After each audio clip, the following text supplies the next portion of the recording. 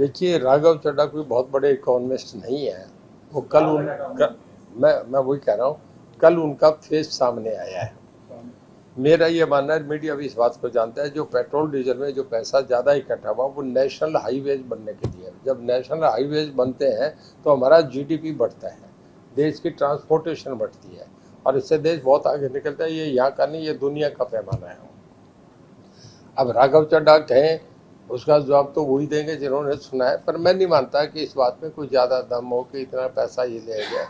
जो इकॉनमी तेज़ी से बढ़ती है वहाँ पैसा भी तेज़ी से उड़ाया जाता है, पैसा इकट्ठा किया जाता है, पैसों को बहुत तेज़ी से खर्च करा जाता है। जिसपे ओछी पूंजी होगी तो खर्च क्या करेगा वो। मैं ये समझता हूँ कि ज़्यादा ध्यान पंजाब में दें। पंजाब उनके हवाले हुआ है, लोगों ने दिया है। वो पंजाब की डेवलपमेंट की बात करे, पंजाब को चलाने की बात करे। जैसा कल मोदी जी कह रहे थे रेवड़ियाँ बांटने से काम नहीं चलेगा, पंजाब का विकास का काम करें। मैं तो ये कहूँगा कि राष्ट्रपति उपराष्ट्रपति, मैं दोनों को ही चर्चा करूँगा कि 135 करोड़ का देश है हमारा। जब भी जो बिग पावर्स के चुनाव होते हैं तो पूरी दुनिया की निगाह होते हैं, इंटरनेशनली सब लोग देखते हैं। श्रीलंका की घटना दुनिया की निगाह में आप और हम सबसे पहले देखेंगे श्रीलंका में क्या हो रहा है। लार्जेस्ट डेमोक्रेटिक सेटअप वर्ल्ड का इंडिया है, 135 करोड़ की आबादी है। और यहाँ जब राष्ट्रपति का उपराष्ट्रपति का चुनाव होगा, वो मतलब union they are number 1 citizen of the country. जब उसका चुनाव होगा तो सब दुनिया की निगाह लगी होगी। बहुत कास्ट हैं, बहुत धर्म है, बहुत रिलीजन हमारे देश में है।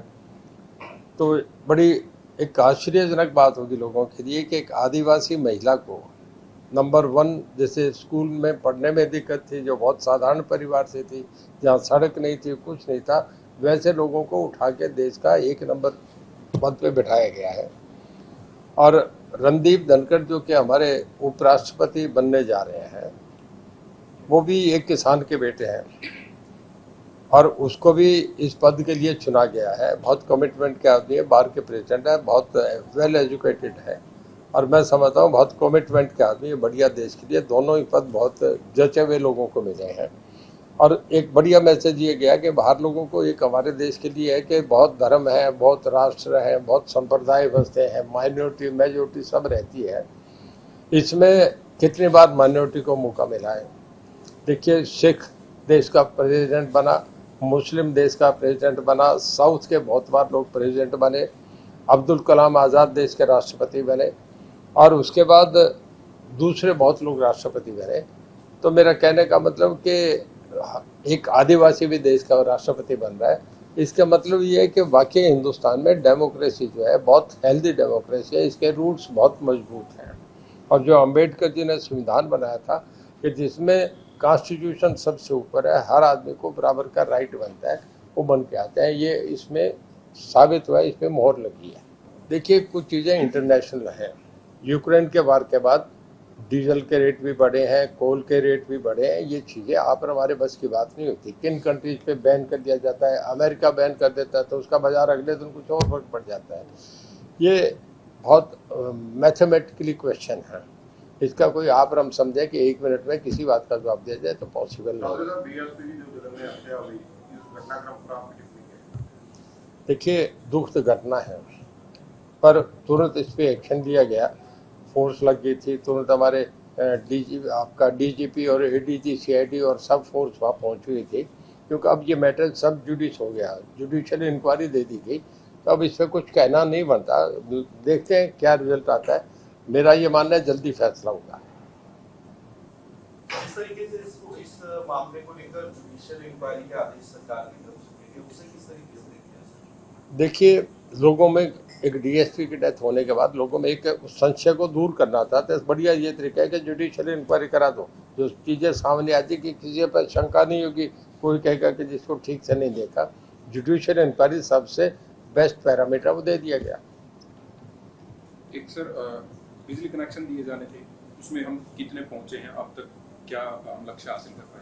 देखिए, हमने बहुत कनेक्शन दे दिए। अब तक हमने जो सोलर में दिए हैं वो पहले 12,000 दिए, फिर 15,000 दिए, अब कि हमारा 50,000 का टारगेट है। हम पूरे देश में अग्रणी में हैं।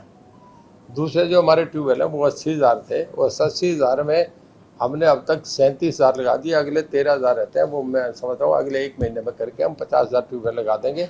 80,000 में से कुछ लोग तो सोलर पे चलेंगे, कुछ लोगों ने विड्रा कर लिया, बाकी जो रहेंगे वो पोर्टल खोलेंगे और इमीडिएट हम उनके साथ के साथ ही देने का काम करेंगे।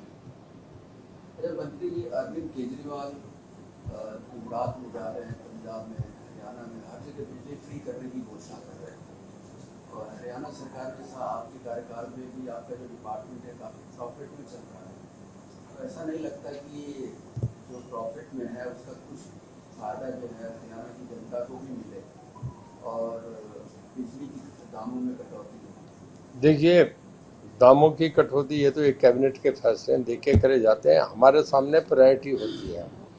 हमें जो लोगों को फ़ायदा देना, किसान को फ़ायदा देना बिजली बिल देने से नहीं, हमें यह है कि प्रोडक्शन तेज़ी से बढ़े, हमें यह है कि उनके हम ज़्यादा से ज़्यादा ट्यूबवेल कनेक्शन दें ताकि हमारी खेती तेज़ी से आगे बढ़े। हमारे मोदी जी का एक सपना है कि फसल को दुगना करा जाए और ये लोगों को, अब जैसे हम फिशरी का कर रहे हैं, उसमें भी हमें 24 घंटे पावर चाहिए लोगों को पानी को कंजर्व करने के लिए, ऑक्सीजन उसमें पैदा करने के लिए, तो हमारे लिए वो प्रायोरिटीज़ हैं।